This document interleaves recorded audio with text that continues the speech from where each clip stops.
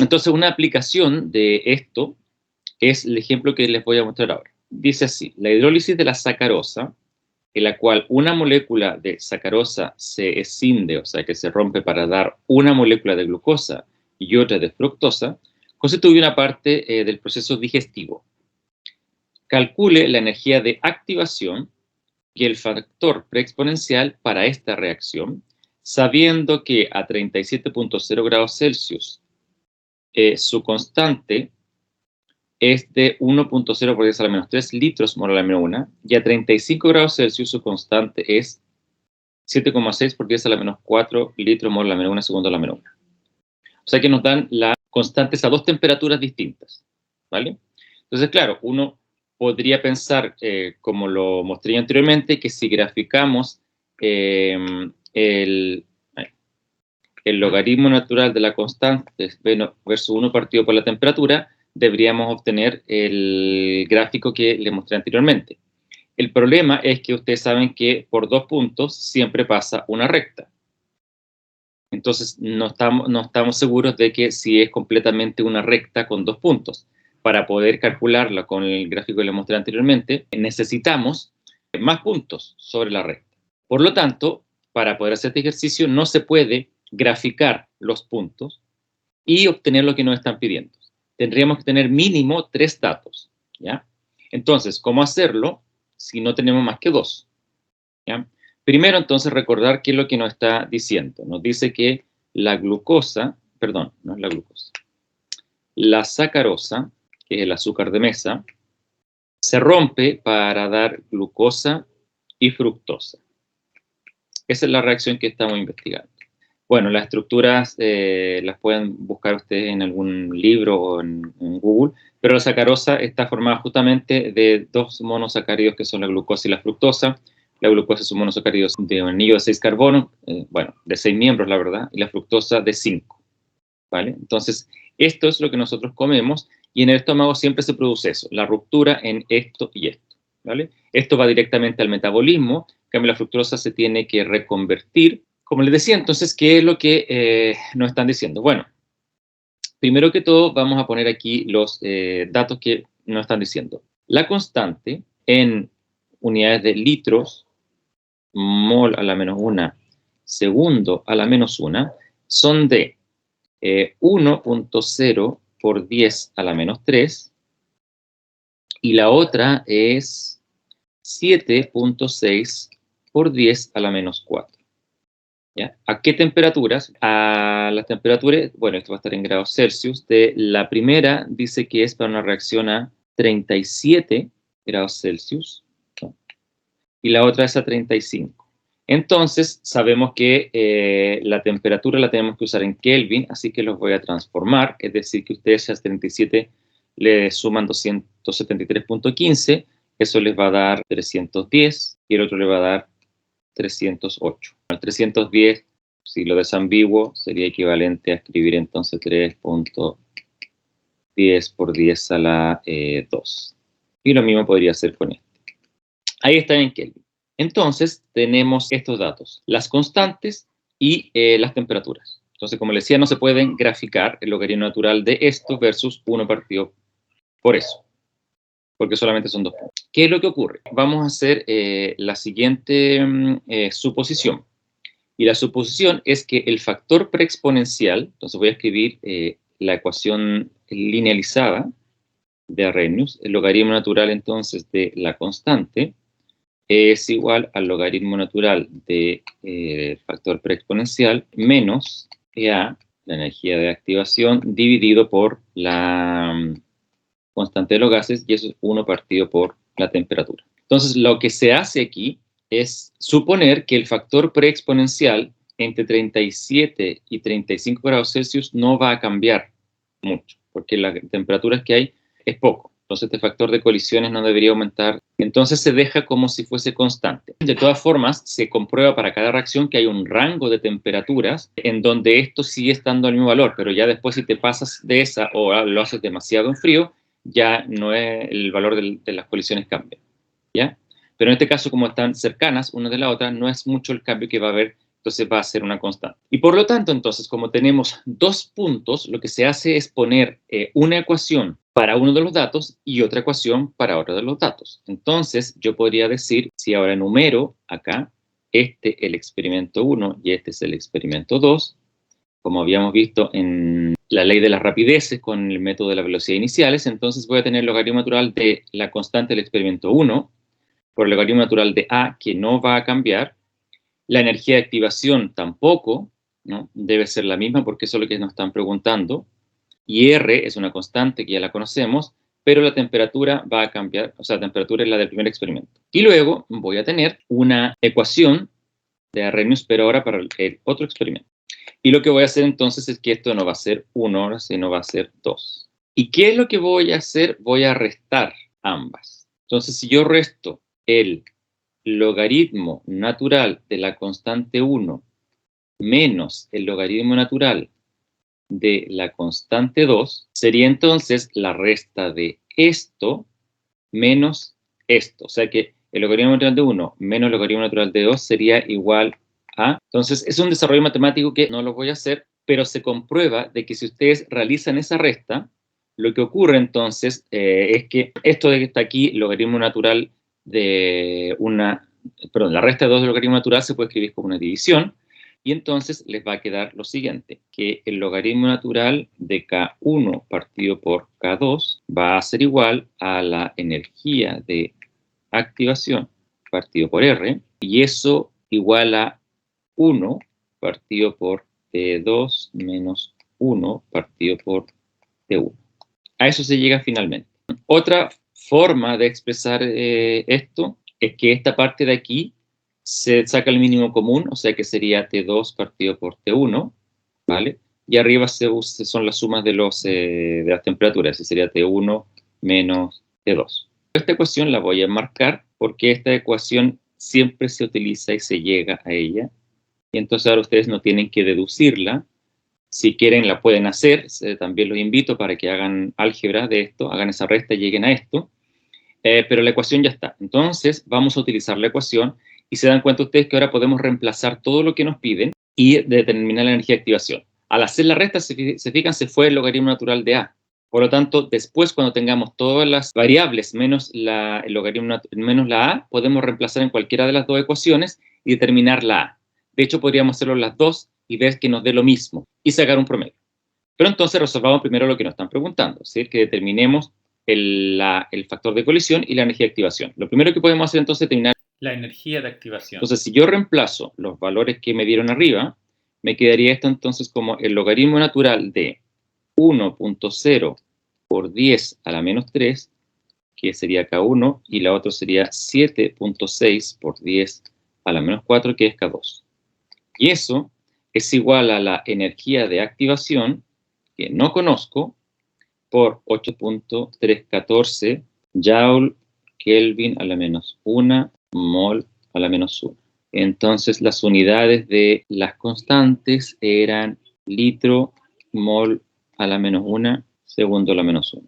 Y esto multiplicado por la diferencia de las temperaturas, que sería entonces 1 partido por la temperatura 2, y si recordamos de la tabla, la temperatura 2 es 308 o 3.08 por 10 a la 2 Kelvin, menos 1 dividido por 3.10 por 10 a la 2 Kelvin. Ahí les pongo la ecuación completa. Evidentemente que acá abajo esto nos va a quedar en 1 partido por Kelvin, la resta, y entonces lo que va a ocurrir es que estos Kelvin, bueno, va a ser solamente un número, pero por Kelvin, se nos van a ir con los Kelvin a la menos 1. Por lo tanto, ya se nos fue la temperatura. De aquí se pueden dar cuenta ustedes que se va a ir todo con todo. Eso es 1, eso es 1 y eso es 1. O sea que este número quedó adimensional.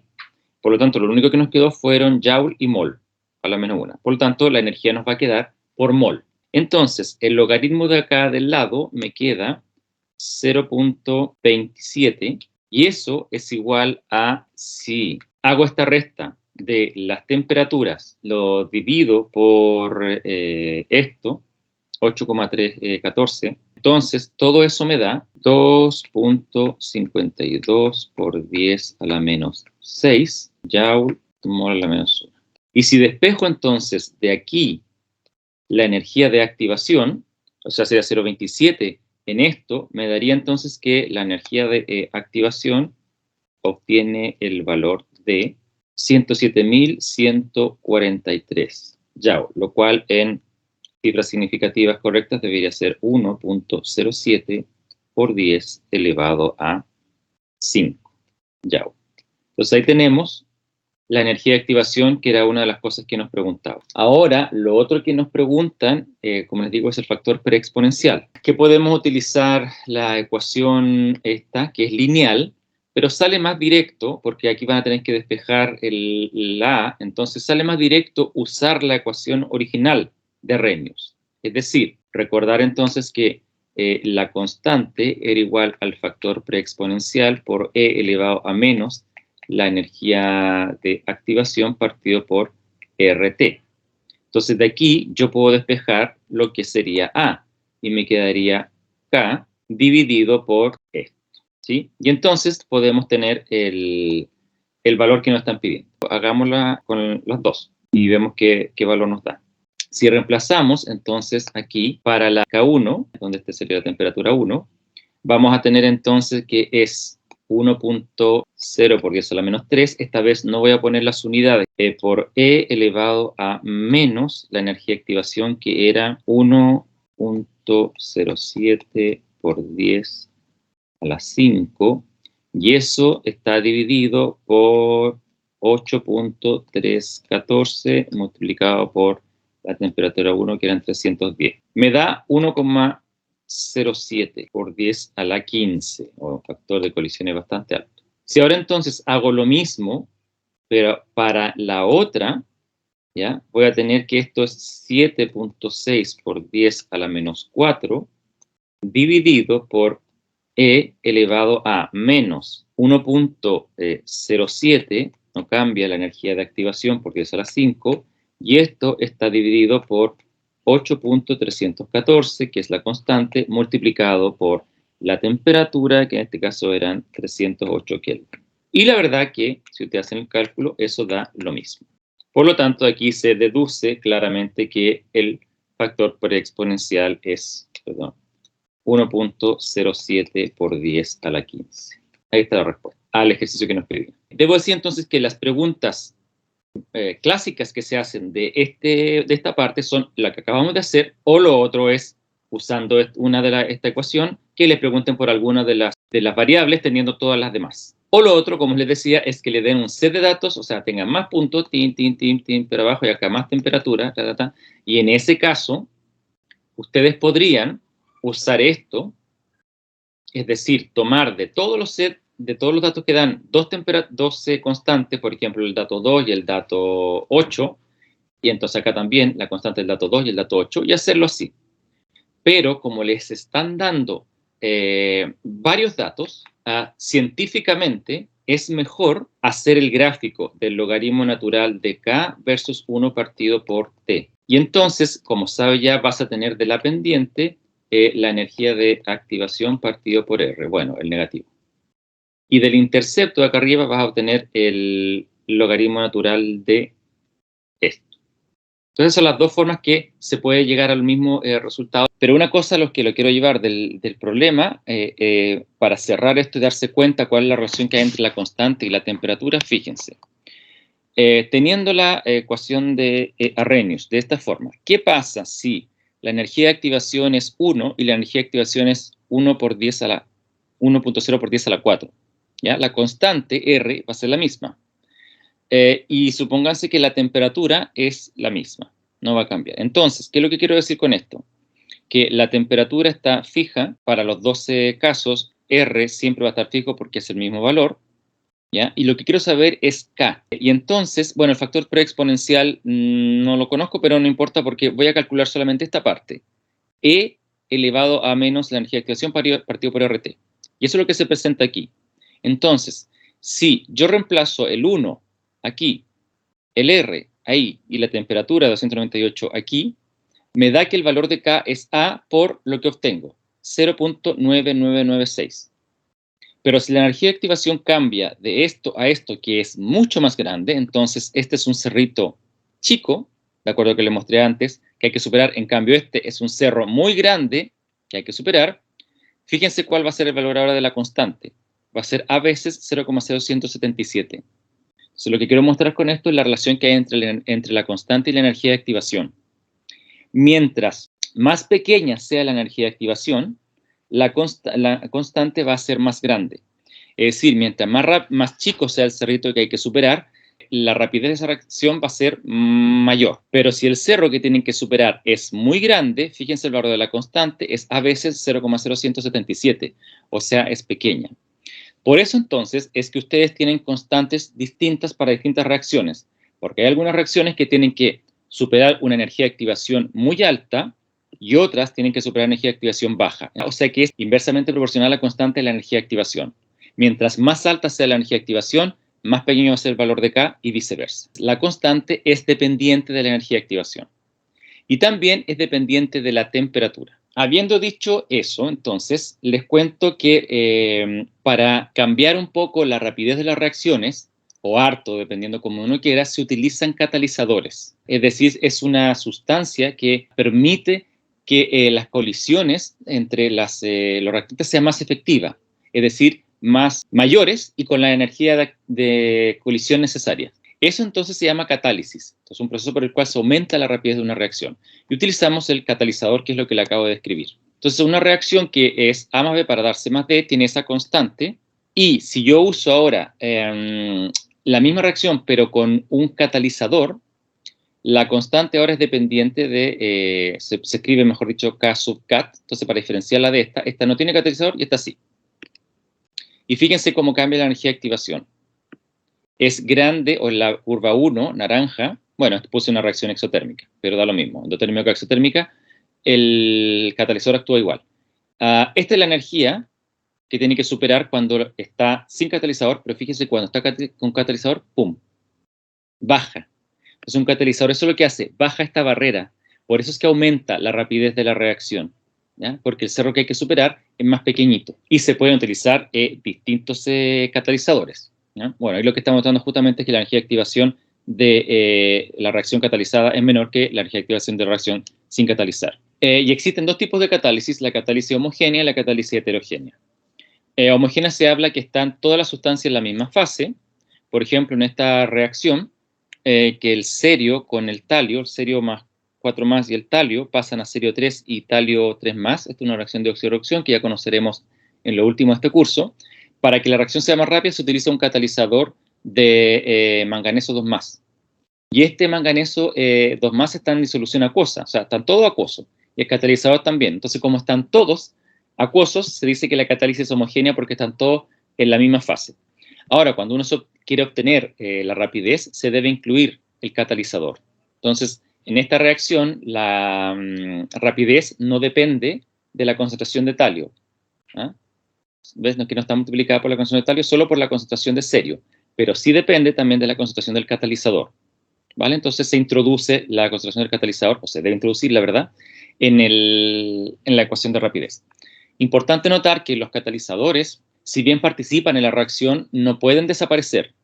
Entonces, esto que se ocupa, después debe aparecer de nuevo el manganeso más 2. Si está aquí y la concentración cambia, después cuando se dé los productos, la concentración que tiene el manganeso más 2 debe volver a tener la misma. Entonces, un catalizador no puede cambiar su concentración, porque si no estaría actuando como un reactante y no como un catalizador. Y también existe la catálisis heterogénea, que en este caso los reactantes, si se fijan, están todos en la misma fase, que es gaseosa, pero el catalizador es sólido, en este caso el platino. Esta reacción, que es entre el dióxido de azufre y el oxígeno, para dar trióxido de azufre, este dióxido de azufre después se pasa por agua y se transforma en ácido sulfúrico, por eso es que es una reacción que la muestro porque es industrial. Para que sea más rápida, se usa un catalizador al platino, pero en este caso entonces nos vamos a dar cuenta que es distinta la forma de actuar. Y aquí les voy a mostrar el mundo submicroscópico de cómo ocurre esto. Esto que está aquí es una superficie del catalizador de platino. El platino, ya saben, es un metal, por lo tanto tiene enlaces metálicos, ¿ya? Entonces aquí estoy mostrando una capa nomás. Pero ustedes saben que tiene enlace para allá, para acá, puede tener 10, 12, etcétera, con otros átomos de platino, ¿ya? Como lo vimos en los enlaces metálicos. Entonces, lo que ocurre es que una molécula de oxígeno se acerca al catalizador y entonces el catalizador es como una plaza. Entonces, es un sitio donde uno de los reactantes se aloja, luego el catalizador produce que se rompa ese enlace. Al romperse se separa entonces dos átomos de oxígeno. ¿Y qué es lo que ocurre después? Viene una molécula del dióxido de azufre, por un lado, y se lleva ese oxígeno. Y luego viene otra molécula de dióxido de azufre, se lleva ese oxígeno, y ahí salen las dos moléculas de trióxido de azufre. Entonces, ¿qué es lo que ha ocurrido? Que el catalizador ha propiciado la ruptura de enlaces. Es decir, que no ha tenido que haber colisiones entre estos dos reactantes, sino que se ponen encima del catalizador y este produce que se rompan los enlaces y luego que se formen. Entonces, facilita eso. Y por eso es que se utiliza mucho. Ahora, catalizadores hay una cantidad enorme dependiendo para la reacción que ustedes quieren. No siempre son metales, pueden ser compuestos, óxidos, sales, en fin, nanomateriales. Hay muchos catalizadores hoy en día y es un área muy fuerte. Es campo de investigación muy apetecido porque es de uso industrial. Entonces, imagínense, para producir cualquier material, polímeros, por ejemplo, si es muy lenta la reacción, no tiene ni un costo-beneficio, pues entonces perdemos plata. ¿Qué hay que hacer? Buscar un catalizador. Entonces, ¿qué se hacen experimentos de qué catalizador me sirve para que me aumente la reacción que yo quiero de polimerización, por ejemplo? Porque los polímeros ustedes saben que se ocupan para muchas cosas, ropa, tupperware, para los celulares también, la carcasa, etc. Y ahora vamos a hacer un resumen de los factores que influyen en la rapidez de la reacción. Pero ahora justamente se van a dar cuenta ustedes en los cambios macroscópicos. Ahora van a entender por qué unas reacciones que son de la vida cotidiana, entonces, cambian rápidamente o lentamente. Si yo comparo, por ejemplo, la oxidación de una manzana con la oxidación de una palta, se dan cuenta que la oxidación de la manzana es más rápida, ¿no? Y la de la palta se demora más en oxidarse. ¿Por qué se oxida más rápido la manzana o se oxida más rápido la palta? Bueno, eso depende de la naturaleza química de los reactivos. Entonces, en principio, puede depender justamente de eso. ¿Qué quiere decir la naturaleza química? Es decir, que hay compuestos que son más rápidos en reaccionar con el oxígeno, por ejemplo, que este de la palta. Entonces, en este caso, el almidón de la manzana se oxida más rápido que lo que tiene muchos ácidos grasos y por eso es que se demora más en oxidarse. Otro factor es la naturaleza física de los reactivos y la superficie de exposición, que creo que también lo discutimos al principio. En este caso, fíjense que el magnesio en polvo arde más rápido y como más explosivo, más chispeante que el magnesio en una cinta. Entonces, ¿cuál es la diferencia entre los dos? Es la superficie de exposición. En este caso, como el magnesio está molido, es decir, el oxígeno puede acceder más rápido a los átomos de magnesio, porque como es un polvo, se puede meter por distintos lados y por lo tanto dar el óxido de magnesio. Pero acá, como tenemos una cinta, lo que va a hacer primero el oxígeno es empezar a reaccionar con los átomos que están en la superficie de la cinta, pero los que están en el centro les va a costar llegar hasta que nos saque los de la superficie. Primero, la superficie de exposición, es decir, que tan expuestos estén al reactante, al otro reactante, influencia en la rapidez de la reacción. Mientras más expuesto, es más rápida la reacción. Y lo otro también es la naturaleza física, es decir, si son sólidos, líquidos o gases. ¿Qué se observa en general? Que las reacciones químicas en fase gas o fase líquida son más rápidas que en fase sólida. Es decir, reacciones de gases, reacciones entre líquidos o reacciones entre gases y líquidos son más rápidas que reacciones entre sólidos. Y es por lo mismo, ¿no? Porque enlaces que hay que romper es mucho más en un sólido que en un líquido o que en un gas. Lo otro, ya lo vimos, la concentración de los reactantes, eso nos lo dijo la ecuación, nos lo vimos también con las colisiones, pero aquí si se fijan, lo que yo estoy haciendo es quemar hierro con oxígeno. Y la diferencia entre las dos fotografías es que aquí se está quemando lana de hierro, ¿ya? que es como cabellos de hierro, que están enredados uno al otro, entonces parece como una madeja de lana enredada, pero este matraz tiene solo oxígeno puro. Y por lo tanto, si lo comparo dejando la lana al aire, que tiene menos concentración de oxígeno, se quema más lento. Entonces, claro, depende de la concentración del reactante. En este caso, la concentración del oxígeno, que es mucho más grande que la concentración de acá al aire. Bueno, y esta es eso microscópicamente lo que usted observaría, ¿no? El hierro está así, de forma sólida, todos sus átomos juntos, ya sabemos el enlace metálico, los oxígenos son 2 átomos, y se empieza a meter dentro del hierro, quitando átomos de hierro para formar el óxido de hierro, ¿ya? Que es el producto final de esta combustión. Lo otro es la temperatura, ¿vale? Y eso ya lo acabamos de ver con la ecuación de Arrhenius, pero también le dije yo que lo experimentaran ustedes dándose valores en esa tablita que les dejé. Pero aquí hay un experimento donde se puede ver una pastilla efervescente que en agua caliente, fíjense, desaparece casi instantáneo, pero en agua fría se demora más. Entonces, en la mayoría de las reacciones químicas se observa que a medida que se aumenta la temperatura, aumenta la constante de rapidez. Y por lo tanto, aumenta la rapidez de la reacción. Y aquí se para la mayoría, porque pueden haber reacciones, dependiendo justamente de la naturaleza de los reactivos, en que si aumenta la temperatura sea más lenta. Pero se observa que para la mayoría, se aumenta la temperatura, la constante más rápida. Y lo otro es la presencia de catalizadores o inhibidores. Eso es otro que influye en la rapidez y lo acabamos de ver. Por ejemplo, la reacción que está aquí llamada la reacción de Haber, que es esta, que es la producción de amoníaco, se hace entre nitrógeno y 3 moles de hidrógeno para dar amoníaco.